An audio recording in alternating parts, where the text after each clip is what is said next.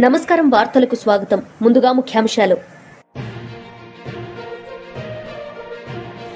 BRS party రజతోత్సవ సభలో పాల్గొన్న మాజీ ముఖ్యమంత్రి కేసీఆర్. ఈ సందర్భంగా ప్రసంగం.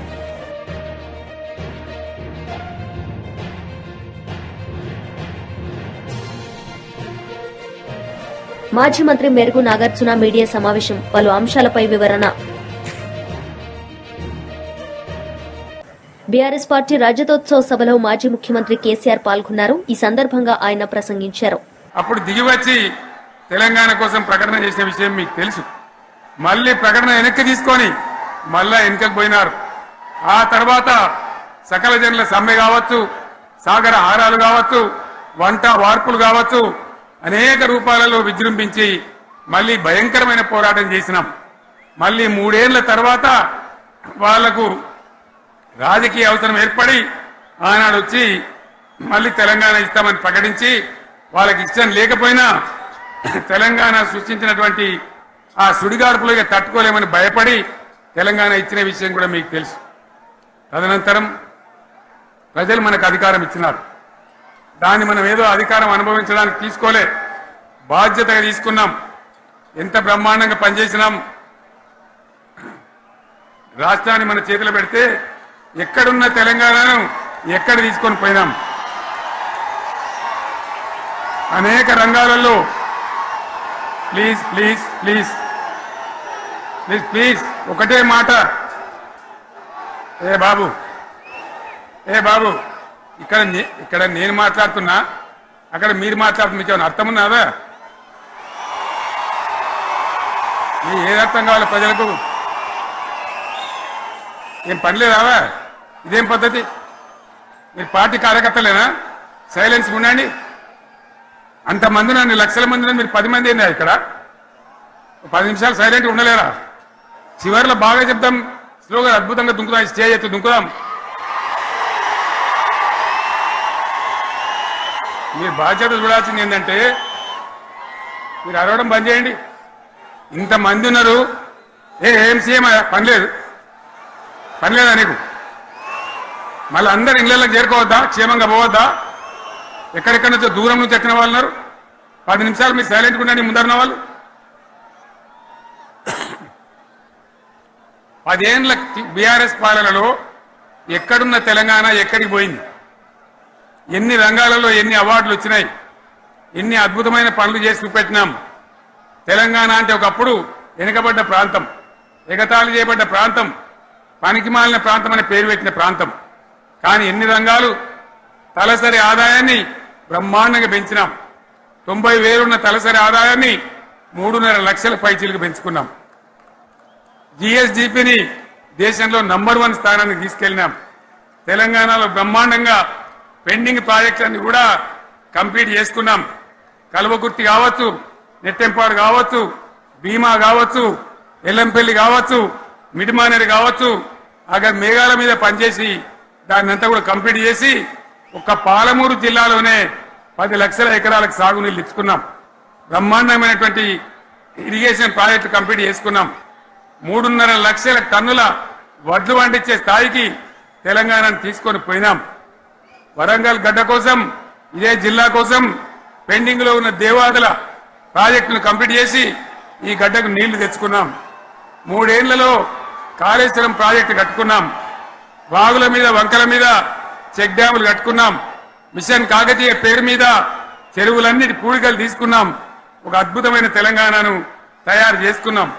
పడావు భూములన్నీ పంట పొలాలుగా మార్చుకున్నాం. ఆనాడు బీఆర్ఎస్ పాలనలో చెరువుల నిండా జలరాశులు, రైతుల కళ్ళాల నిండా ధాన్య రాశులతోని బ్రహ్మాండంగా తెలంగాణ అద్భుతంగా పురోగమించిన విషయం మీకు తెలుసు. పంజాబ్ను తలదన్నే పంటలు పండించిన విషయం కూడా మీ అందరికీ తెలుసు అని నేను మనవి చేస్తా ఉన్నా. రైతు కష్టమేందో నాకు తెలుసు. నేను స్వయంగా రైతును కాబట్టి రైతాంగాన్ని కడుపులో పెట్టి చూసుకున్నాం. మీ అందరికి ఒక మాట చెప్తా ఉన్నా, ఈ దేశంలో షేర్షా సూరి అని ఒక రాజు ఉండే. ఆయన కాలంలో రెవెన్యూ సంస్కరణలు తెచ్చినారు. నేను చెప్పే మాట మంచి వినాలి మీరు.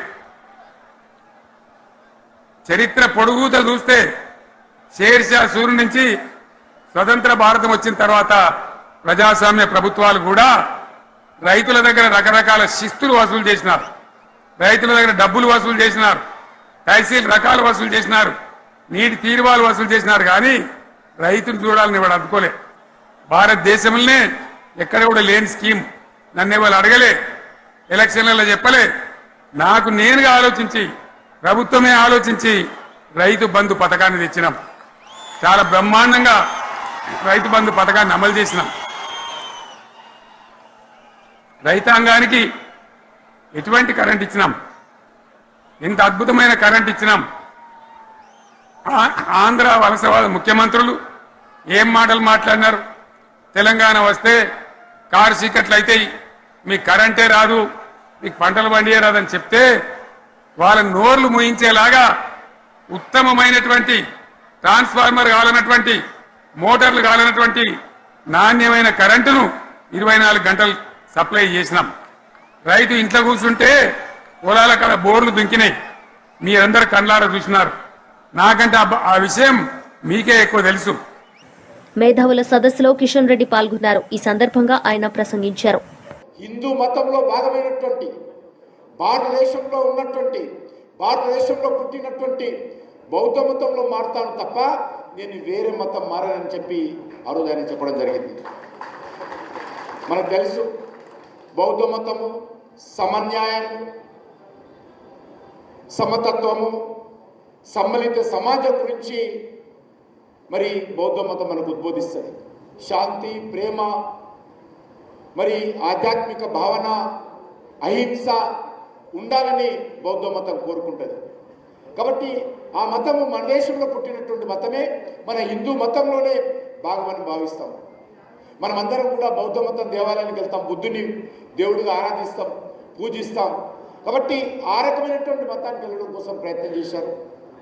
ఆ రకంగా వారు కరడు కట్టినటువంటి జాతీయవాది, కరడు కట్టినటువంటి దేశభక్తి కలిగినటువంటి వ్యక్తి డాక్టర్ బాబాసాహెబ్ అంబేద్కర్. ఈ దేశంలో చీలికలు తీసుకురావాలని, ఈ దేశాన్ని అనేక రకాలుగా ఇబ్బందులకు గురి చేయాలని అనేక శక్తులు ప్రయత్నం చేశాయి.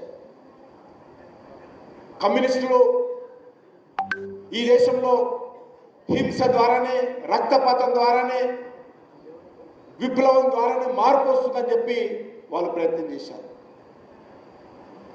కానీ డాక్టర్ బాబాసాహెబ్ అంబేద్కర్ ఏ రోజు కూడా కమ్యూనిస్టు భావ సిద్ధాంతాల కోసం వెళ్ళలేదు, దరిదాపులో కూడా రానియలేదు.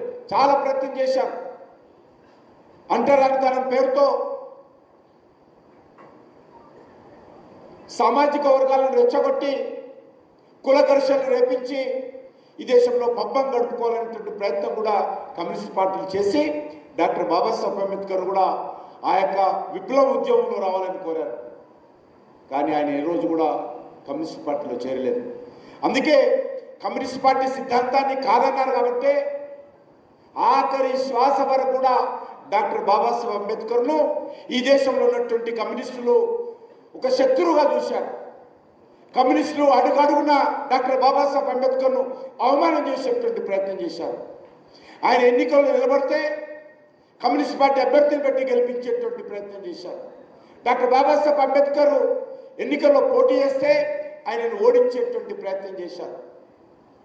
ఆయన పేరుకు మాత్రమే దళిత నాయకుడు, కానీ ఈయన పెట్టుబడిదారులకు అనుకూలంగా వ్యవహరిస్తున్నారని కూడా ప్రచారం చేసినటువంటి భావ దారిద్ర్యం కలిగినటువంటి కమ్యూనిస్టుల గురించి కూడా మనం అర్థం చేసుకోవాల్సినటువంటి అవసరం ఉంది. అంతేకాదు డాక్టర్ బాబాసాహెబ్ అంబేద్కర్ అనేక రకాల ఉద్యమాలకు రూపకల్పన చేయడం జరిగింది. ఆయన మరి స్వాతంత్ర ఉద్యమంలో కూడా కీలక పాత్ర పోషించాడు. ఆయన లండన్లోకి వెళ్ళి ఈ దేశంలో మొట్టమొదటి ఆర్థిక శాస్త్రంలో మరి పీజీ చేసి పట్టా పొందినటువంటి వ్యక్తి ఈరోజు డాక్టర్ బాబాసాహెబ్ అంబేద్కర్. అందుకే ఆయన స్వాతంత్రం వచ్చిన తర్వాత భారత ప్రభుత్వంలో ఎన్నికల్లో పోటీ చేసినప్పుడు ఎన్నికల్లో ఓడించేటువంటి ప్రయత్నం కాంగ్రెస్ పార్టీ చేసింది. సత్య గారు చెప్పారు, ఆయన ఎంపీగా పోటీ చేస్తే నాటి ప్రధానమంత్రి జవహర్లాల్ నెహ్రూ గారు డాక్టర్ బాబాసాహెబ్ అంబేద్కర్ వ్యతిరేకంగా ఆయన కాన్స్టిట్యున్సీలో విస్తృతమైనటువంటి ప్రచారం చేశారు, ఓడించారు. ఏ రోజు కూడా డాక్టర్ బాబాసాహెబ్ అంబేద్కర్ గెలవాలని ఈ దేశంలో కమ్యూనిస్టులు కానీ ఈ దేశంలో కాంగ్రెస్ వాళ్ళు కానీ ఏ రోజు కూడా సహకరించలేదు. ఈరోజు రాహుల్ గాంధీ మరి అనేక రకాలుగా మాట్లాడుతూ ఉన్నారు. హిందూ మహాసభకు సంబంధించినటువంటి వాళ్ళు ఆ రోజు డాక్టర్ బాబాసాహెబ్ అంబేద్కర్కి అండగా నిలబడి గెలిపించారు తప్ప కాంగ్రెస్ పార్టీ కాదనే విషయాన్ని ఈ సందర్భంగా మనం వేస్తున్నాం. ఈరోజు డాక్టర్ బాబాసాహెబ్ అంబేద్కర్ గురించి మాట్లాడే నైతిక హక్కు కాంగ్రెస్ పార్టీకి లేదు. రాజ్యాంగం గురించి మాట్లాడే నైతిక హక్కు కాంగ్రెస్ పార్టీకి లేదు. గత పార్లమెంట్ ఎన్నికల్లో విస్తృతంగా ప్రచారం చేశారు. నరేంద్ర మోడీ గారు మూడోసారి వస్తే రాజ్యాంగాన్ని మారుస్తారు. రాజ్యాంగాన్ని మేము మార్చాం. రాజ్యాంగాన్ని మరింత గౌరవం తెచ్చేటువంటి ప్రయత్నం, రాజ్యాంగాన్ని మరింత గౌరవాన్ని ఇమ్మడించేటువంటి ప్రయత్నం మోడీ గారి నాయకత్వంలో భారతదేశంలో భారతీయ జనతా పార్టీ ప్రభుత్వం చేస్తుందే తప్ప కాంగ్రెస్ లాగా ఈ యొక్క రాజ్యాంగాన్ని అవమానం చేసినటువంటి చరిత్ర కాంగ్రెస్ పార్టీ. డాక్టర్ బాబాసాహెబ్ అంబేద్కర్ అనేక రోజులు కష్టపడి ఒక అద్భుతమైనటువంటి రాజ్యాంగాన్ని దేశానికి ఇవ్వడం జరిగింది. అనేక దేశాలు పర్యటించి అనేక దేశాలకు సంబంధించినటువంటి రాజ్యాంగాలను పరిశీలించి పరిశోధన చేసి ఈ దేశంలో ఉన్నటువంటి సామాజిక రాజకీయ ఆర్థిక అవసరాలకు ఇక్కడ ఉన్నటువంటి పరిస్థితుల్లో ఇక్కడ ఉన్నటువంటి ప్రజల ఆలోచన విధానానికి అనుకూలంగా ఏ రకమైనటువంటి రాజ్యాంగం కావాలో ఒక అద్భుతమైనటువంటి రాజ్యాంగం మన దేశానికి ఇచ్చారు. ఈరోజు మనం చూస్తా ఉన్నాం అనేక దేశాలలో రాజకీయ సంక్షోభాలు వచ్చాయి. కానీ మన దేశంలో కాంగ్రెస్ పార్టీ రాజకీయ సంక్షోభం తేవడం కోసం ప్రయత్నం చేసినప్పటికీ కూడా భారత రాజ్యాంగం మీద భారతీయులకు ఉన్నటువంటి గౌరవం, విశ్వాసం, నమ్మకం కారణంగా ఏ రకమైనటువంటి సంక్షోభం లేకుండా భారతదేశం ఈరోజు 76 సంవత్సరాలు 77 సంవత్సరాలు పూర్తి చేసుకొని ముందుకెళ్తా ఉంది. డాక్టర్ బాబాసాహెబ్ అంబేద్కర్ నేతృత్వంలో రూపకల్పన చేస్తున్నటువంటి రాజ్యాంగం మీద నమ్మకంతో 75లో కాంగ్రెస్ పార్టీ ఎమర్జెన్సీ విధించి రాజ్యాంగము ప్రజలకు ఇచ్చినటువంటి హక్కులను కాలరాచి పత్రికా స్వేచ్ఛను అరించివేసి ఈ దేశంలో రాజకీయ పార్టీల కార్యాలయాలకు తాళాలు వేసి రాజకీయ పార్టీ నాయకులందరినీ జైళ్లలో పెట్టి ఉద్యమకారులను, ఎన్జిఓలను, పత్రికా విలేకరులను, పత్రికా సంపాదకులను వైఎస్ఆర్సీపీ లీడర్ మీడియా సమావేశం నిర్వహించారు. ఈ సందర్భంగా పలు అంశాలపై ఆయన మాట్లాడారు. ట్రాన్స్ఫర్ చేయించుకుని రికార్డులు అవన్నీ కూడా గతంలో ఇన్వెస్టిగేషన్లో తేలాయి. ఆ కేసులో క్రైమ్ నెంబర్ 90/2014 అని ఆ కేసు పెట్టడం జరిగింది. తర్వాత చివరి దొంగ సంతకాలతో అతను ఆమెతో మాట్లాడని సందర్భంలో బ్లాక్మెయిల్ చేయడానికి లొంగని పరిస్థితుల్లో అతని ఆస్తిని ఫోర్జరీ చేసి ఫోర్జరీ డాక్యుమెంట్ ద్వారా అతని సంతకాన్ని క్రియేట్ చేసి దాన్ని ఇతరులకు 5 లక్షల అడ్వాన్స్ తీసుకొని అమ్మ చూపిన సందర్భంలో ఆ ఇద్దరు వ్యక్తులు వచ్చి కుక్కల విద్యాసాగర్ని మీరు అగ్రిమెంట్ రాయించారా ఆమెకంటే అప్పుడు అతను పోలీస్ కంప్లైంట్ ఇవ్వడం జరిగింది. పోలీస్ కంప్లైంట్ ఇచ్చిన తర్వాత ఇక్కడ పోలీసులు చట్ట ప్రకారం ఆమె ముంబైలో ఉంటుంది కాబట్టి విజయవాడ న్యాయస్థానంలో ఒక పిటిషన్ వేసి సర్చ్ వారెంట్ తీసుకొని ముంబైకి పోయి ముంబైలో జూహు పోలీస్ స్టేషన్కి వెళ్ళి ఆ పోలీసుల సహాయంతో ఆమెను అరెస్ట్ చేసి ఆమెను ఆమె తల్లిదండ్రులని అక్కడే ముంబైలోని అంధేరి కోర్టుకు తీసుకెళ్ళి అక్కడ ప్రొడ్యూస్ చేసి అక్కడ కూడా పర్మిషన్ తీసుకొని అక్కడ కోర్టు సాటిస్ఫై అయిన తర్వాత ఆమెను విజయవాడ ఇబ్రహీంపట్నం పోలీస్ స్టేషన్కి తీసుకొచ్చిన తర్వాత విజయవాడ కోర్టులో ఫిబ్రవరి 4న అరెస్ట్ చేసి మధ్యవర్తుల సమక్షంలో ఈ కేసుకు సంబంధించిన ఫేక్ డాక్యుమెంట్స్ను అలాగే సెల్ ఫోన్లు, సిమ్ కార్డులు వీటన్నిటిని మధ్యవర్తుల సమక్షంలో స్వాధీనం చేసుకోవడం జరిగింది. ఇవన్నీ కూడా ఇక్కడ స్వాధీనం చేసుకున్న తర్వాత ఆమెను అన్ని సంతృప్తి చెందిన న్యాయస్థానం రిమాండ్కు పంపించింది. రిమాండ్కు పంపించిన తర్వాత పోలీస్ కస్టడీ పిటిషన్ వేశారు. పోలీస్ కస్టడీ పిటిషన్లో కూడా 5 రోజులు ఆమెను ఆమె తల్లిదండ్రులను పోలీస్ కస్టడీకి ఇస్తే పోలీస్ కస్టడీలో కూడా అనేక విషయాలు వెలుగు చూశాయి. దర్యాప్తు జరిగింది. తర్వాత కాలంలో ఆమె వేసుకున్న 2 బెయిల్ అప్లికేషన్లు కూడా డిస్మిస్ అయ్యి ఏప్రిల్ 24, 2024న ఆమె కండిషనల్ బెయిల్ మంజూరైంది.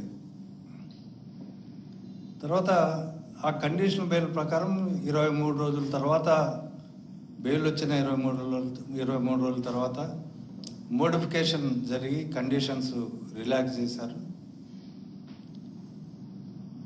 ఈ మధ్యకాలంలో ముంబైలో అరెస్ట్ చేసినప్పటి నుంచి విజయవాడ కోర్టుకు తీసుకొచ్చినప్పుడు కానీ పోలీస్ కస్టడీలో కానీ ఎక్కడా అధికారుల పైన ఆమె ఒక ఆరోపణ చేయలే, కోర్టుకు చెప్పలే. నాతో చట్టపరంగానే పోలీసులు వ్యవహరించారు, నన్నేమి ఇబ్బంది పెట్టలేదని మేజిస్ట్రేట్ గారి ముందు చెప్పడం కూడా జరిగింది. ఆమె ఎలాంటి కంప్లైంట్ కూడా ఇవ్వలే.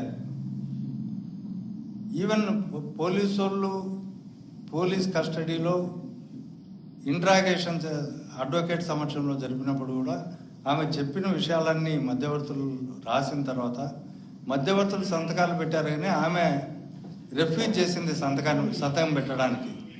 అంటే దీన్ని బట్టి అర్థమవుతుంది ఏమి, నిర్బంధం ఎక్కడా పెట్టలేదు. యాజ్ ఇట్ ఈస్గా ఆమె రిఫ్యూజ్ టు సైన్ అని రాసే కోర్టులో వాంగ్మూలాలని కోర్టులో వేయడం జరిగింది.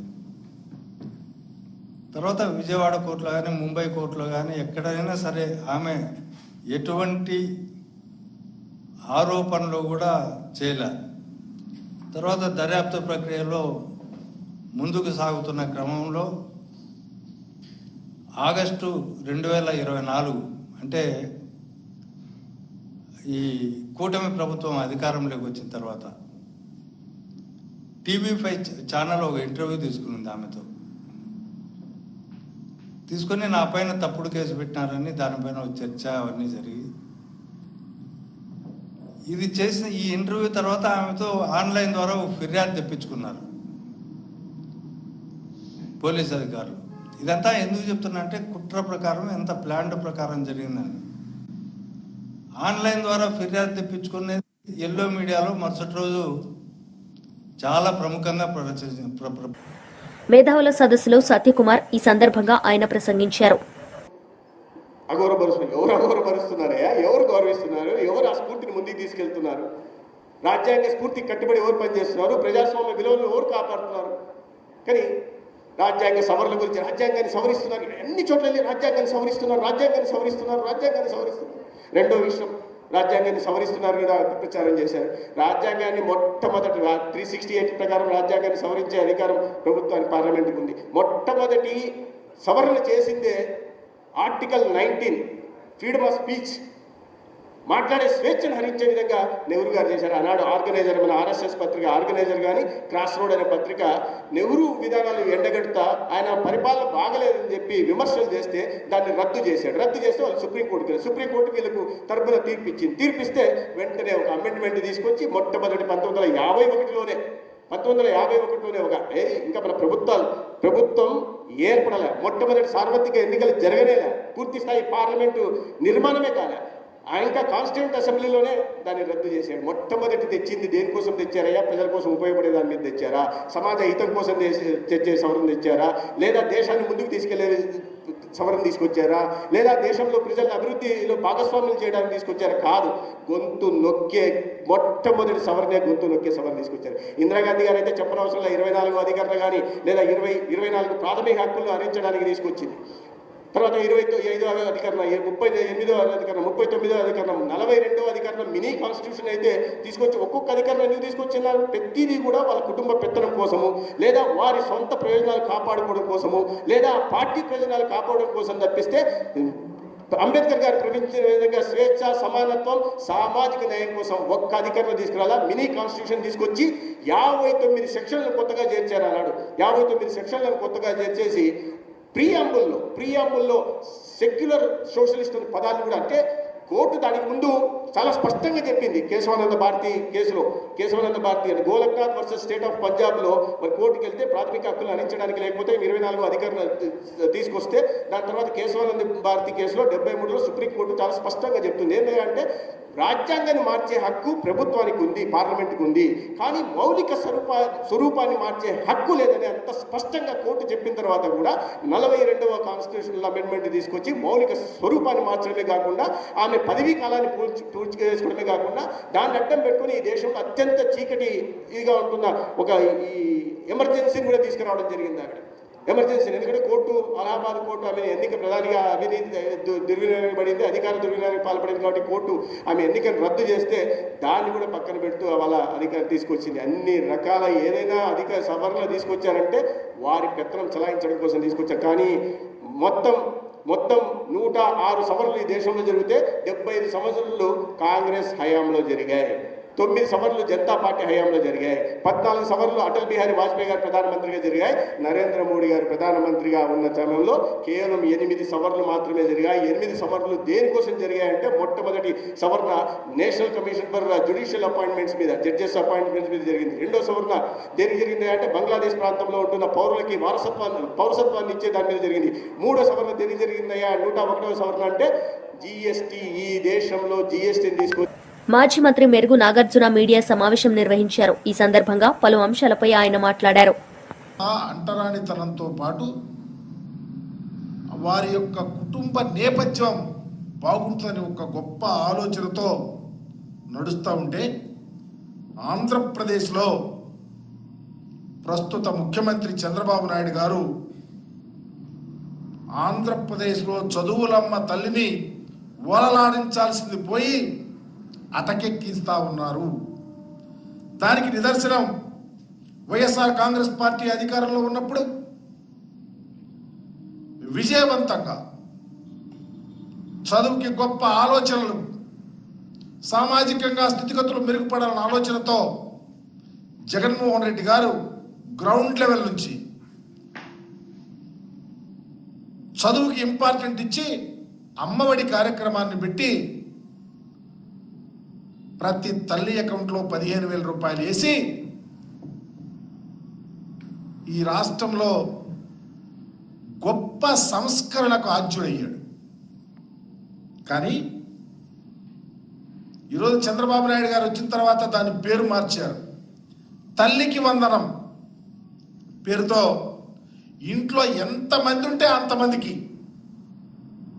సంవత్సరానికి 15,000 రూపాయల చొప్పున, 2 పిల్లలుంటే 30,000, 3 పిల్లలుంటే 45,000, 5 పిల్లలుంటే 60,000. ఆ విధంగా ప్రతి ఎంతమంది పిల్లలుంటే అంతమంది పిల్లలకు తల్లికి వందనం ఇస్తానని చెప్పి ఓదరగొట్టినటువంటి పరిస్థితిని ఈ రాష్ట్రంలో చూసాం. ఒకసారి చంద్రబాబు నాయుడు గారు ఏం మాట్లాడారో గమనించమని చెప్తాం.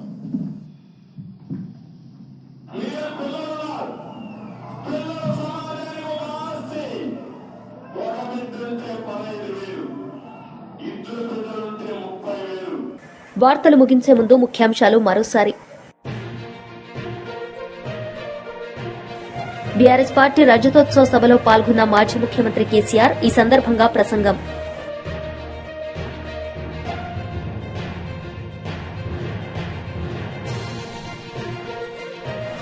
మాజీ మంత్రి మెరుగు నాగార్జున మీడియా సమావేశం, పలు అంశాలపై వివరణ. ఈ వార్తలు ఇంతటితో సమాప్తం. తిరిగి ప్రసారమయ్యే వార్తల్లో మళ్ళీ కలుద్దాం. అంతవరకు సెలవు. నమస్తే.